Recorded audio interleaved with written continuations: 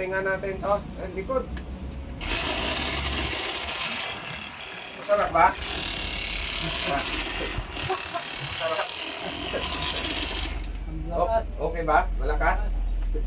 Sa ulo, sa noo, pwede to? Hindi siguro pwede ito. Siguro bukol-bukol yung noo mo na ito. Ito yung ginamit. Kailangan malaman ang gagamitan nito. Ayan, ito ang tigas na ito eh.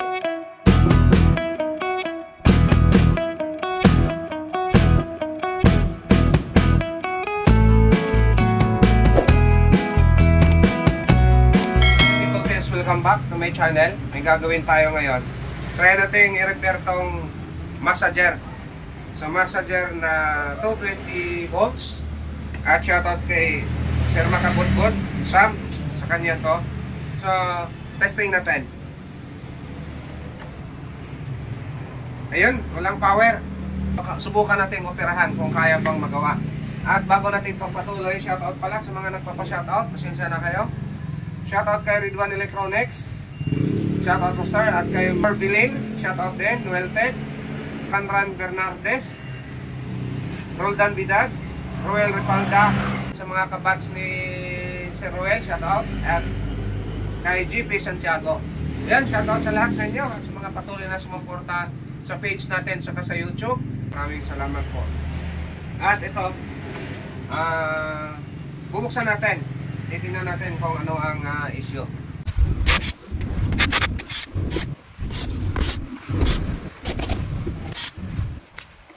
Okay, buksan natin. Tingnan natin kung ano ang laman. Ayun. Liit lang pala laman nito sa loob eh. At meron tayong nakita ditong maliit na control. Yan. May motor. At siguro sa ilaw yan. Hindi naman natin kamay ito eh. Tapos ito, ayan, power, massager. Ay, iba yun. Iba yun ah. Ito yung ilaw. Tapos meron siyang infrared, massager, power. Okay. So, ang issue, no power. Ang unang gagawin natin, pinaka basic, i-inspeksyonin natin kung wala bang mga sunog. Wala namang nakitang sunog. Yung physical na sunog.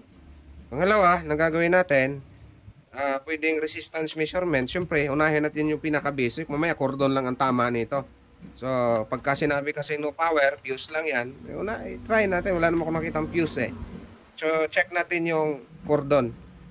So, pwedeng gumamit tayo ng 220 supply. Pwedeng gamitan natin ng buzzer. Ayun. So dapat ito magbabaser to dito. Ayan, meron. Buhay ang isang linya. So siyempre, tingnan natin yung kabila kung meron ba.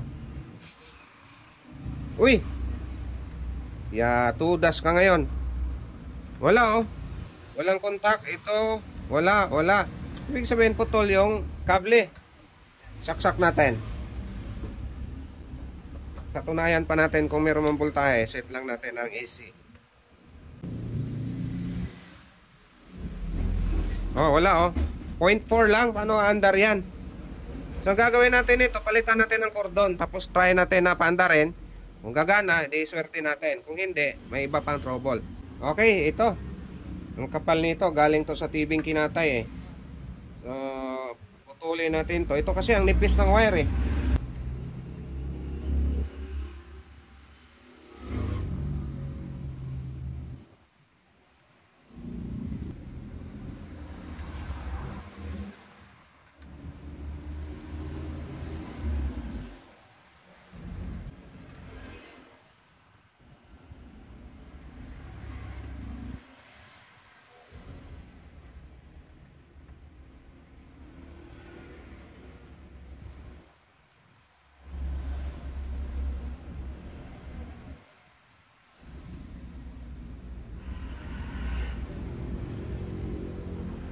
Okay, so testing tayo no. Try. Ano to? Baka mamaya tumalon eh. O yun, gumana na, naka-on agad. Dali lang.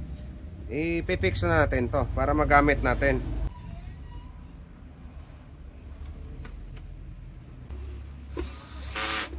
Okay. Final test. Tingnan natin kung effective na ba. Yun. Ito weak.